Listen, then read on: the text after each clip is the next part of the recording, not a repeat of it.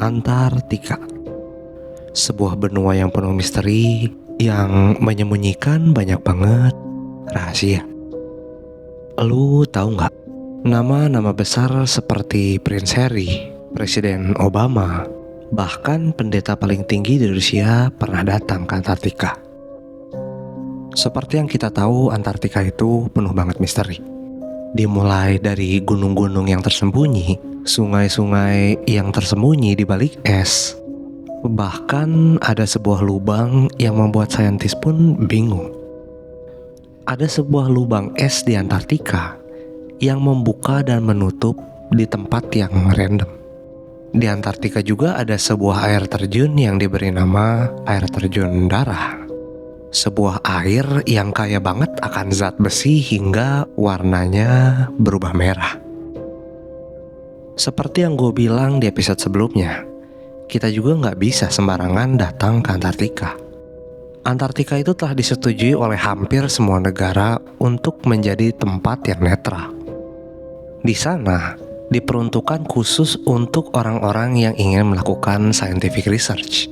Nggak boleh sembarang orang masuk tanpa sebuah agensi yang ternyata induk dari semua agensi yang ada di Antartika adalah satu perusahaan besar yang sama. Tapi Bang, kan Mr. Beast pernah ke sana. Mr. Beast pun perlu izin untuk ke sana. Dan Mr. Beast pun tidak mengelilingi Antartika. Dia hanya diam di satu tempat, lalu berjalan-jalan ke sebuah gunung. Jadi, apa nggak mungkin tempat di mana Mr. Beast syuting sudah ditentukan dan disetting? Seperti yang gue bilang tadi, nama-nama besar yang mengunjungi Antartika memberikan alasan yang bisa dibilang ambigu. Sebagian dari mereka bahkan berkata mereka hanya datang untuk berkunjung. Seperti contohnya pendeta Rusia yang gue bilang tadi. Pendeta yang paling tinggi di Rusia itu berkata bahwa dia kesana hanya untuk memberkati benua itu. Aneh bukan?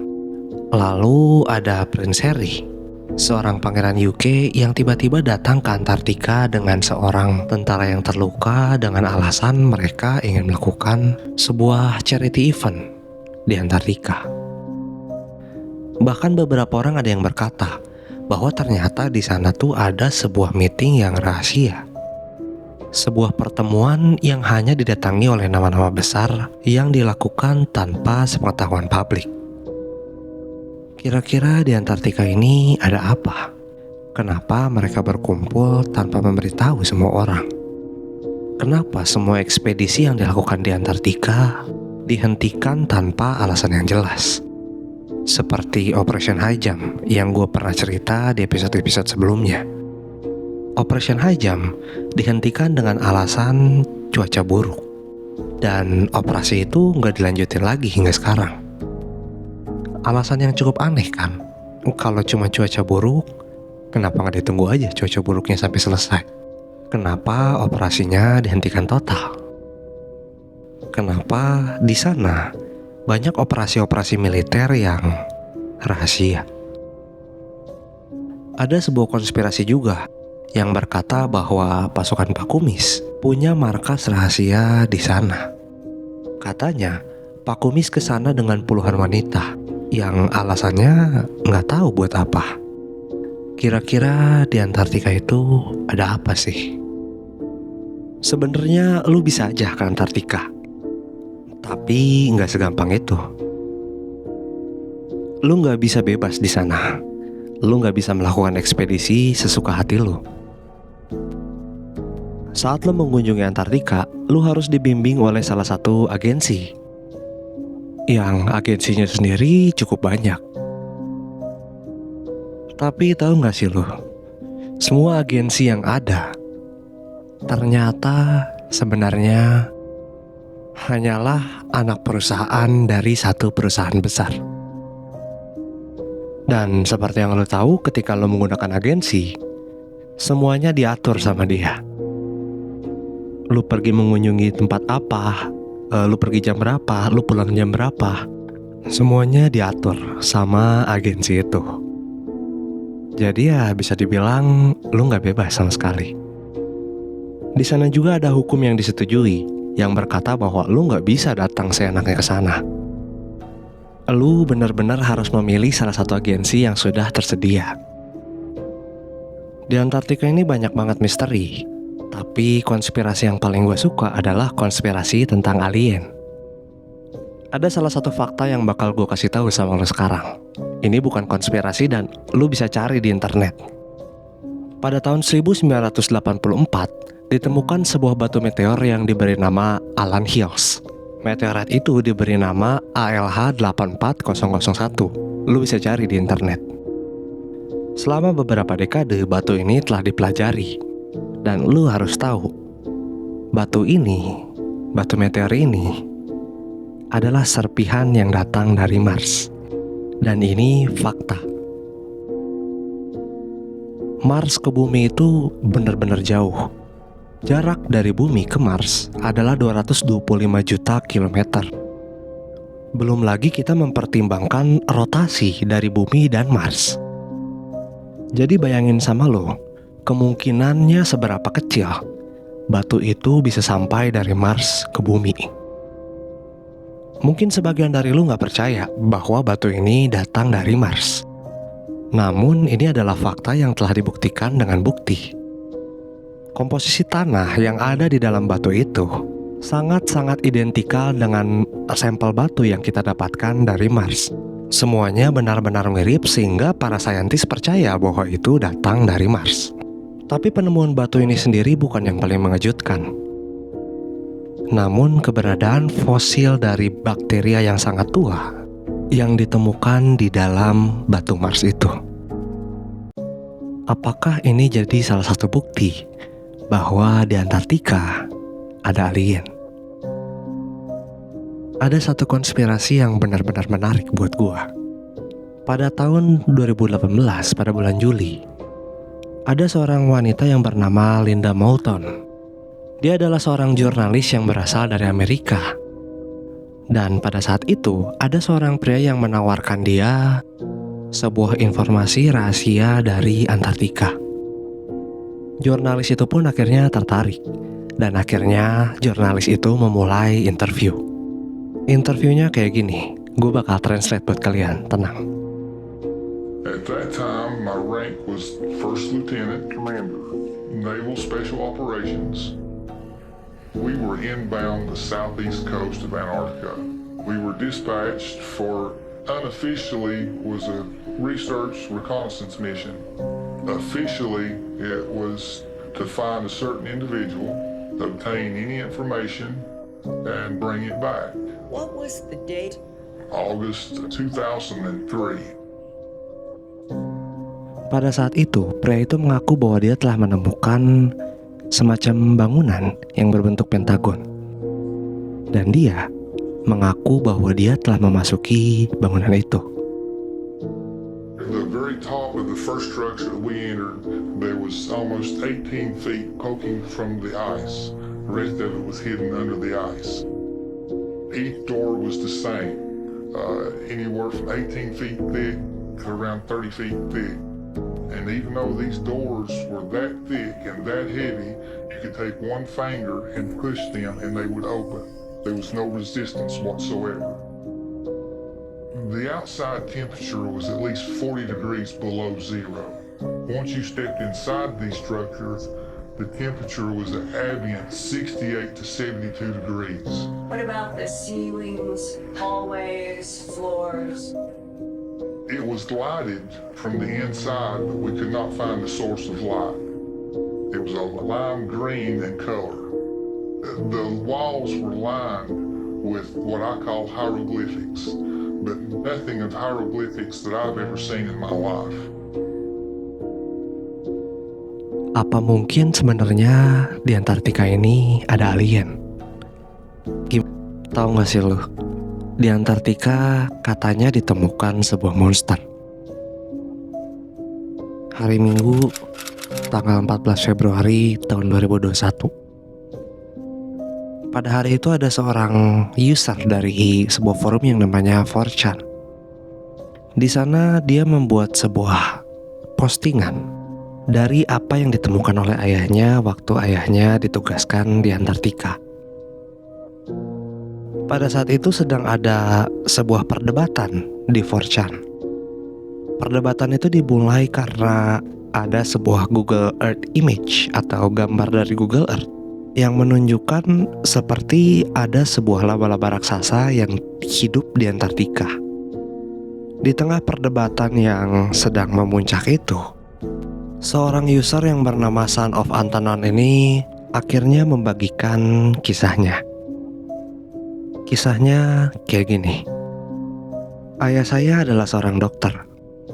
Dia ditempatkan pada stasiun McMurdo untuk 11 bulan pada tahun 90-an. Namun saya nggak akan ngasih tahu tepatnya pada tahun berapa. Karena ayah saya adalah satu-satunya dokter yang bekerja pada tahun itu. Kalau misalnya saya memberitahu kalian pada tahun berapa dia bekerja, sudah pasti kalian bisa mengetahui siapa identitas ayah saya dan sudah pasti kalian dapat dengan mudah melacak saya. Ayah saya sering melakukan ekspedisi ilmiah.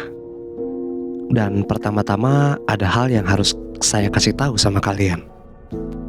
Di sana ada beberapa daerah yang orang gak mau kunjungin.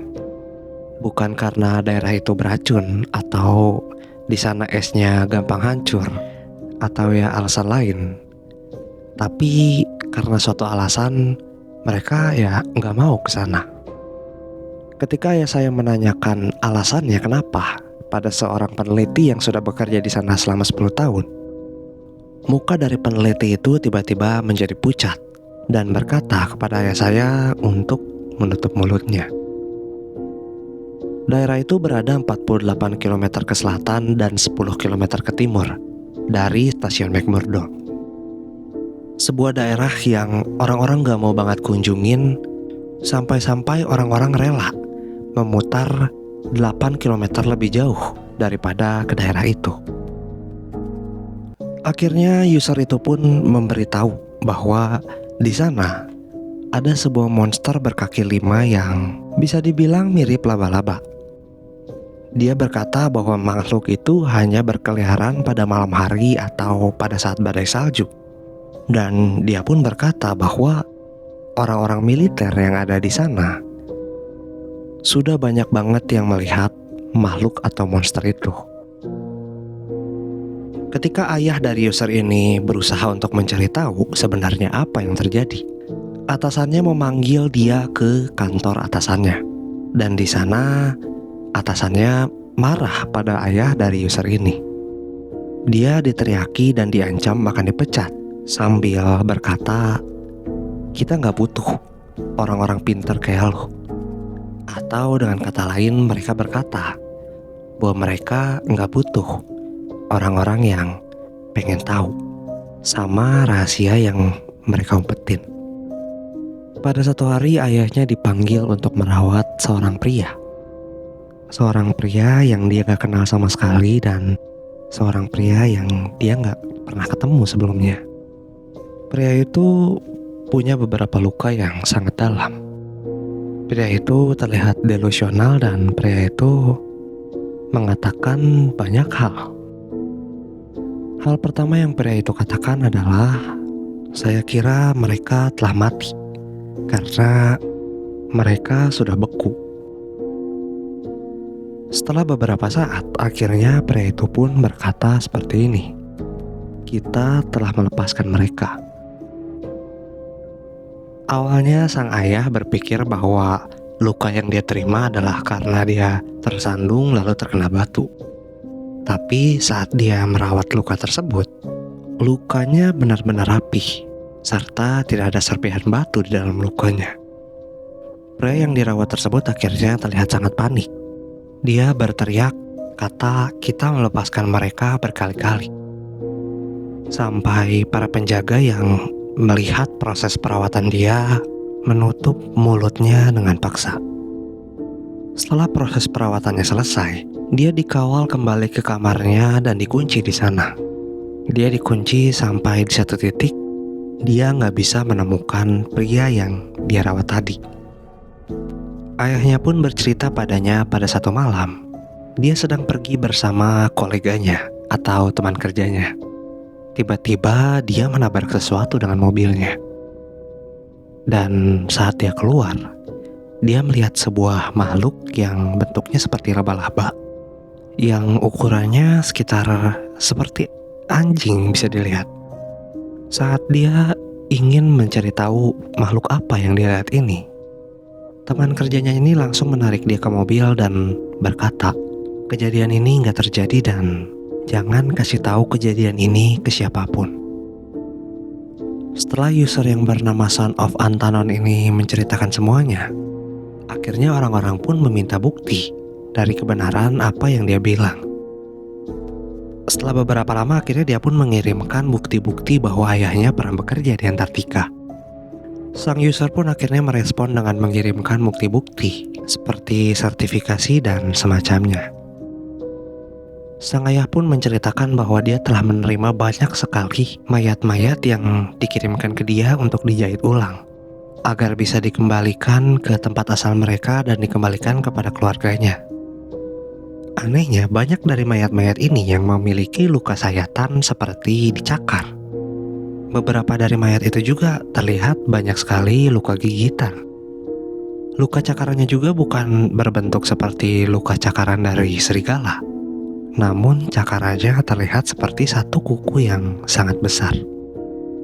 Banyak dari mayat-mayat yang dia handle akhirnya dipalsukan kematiannya dan disebarkan informasinya bahwa mayat-mayat itu mati karena hipotermia. Namun sang ayah nggak berani ngomong ke siapapun karena dia takut sama konsekuensinya ketika dia membocorkan informasi ini. Akhirnya ayahnya pun penasaran sebenarnya apa yang terjadi. Kenapa banyak sekali korban-korban yang identitasnya yang dia tidak ketahui dan rata-rata penyebabnya oleh satu hal. Satu hari dia pun memutuskan untuk mencari tahu sebenarnya apa yang terjadi.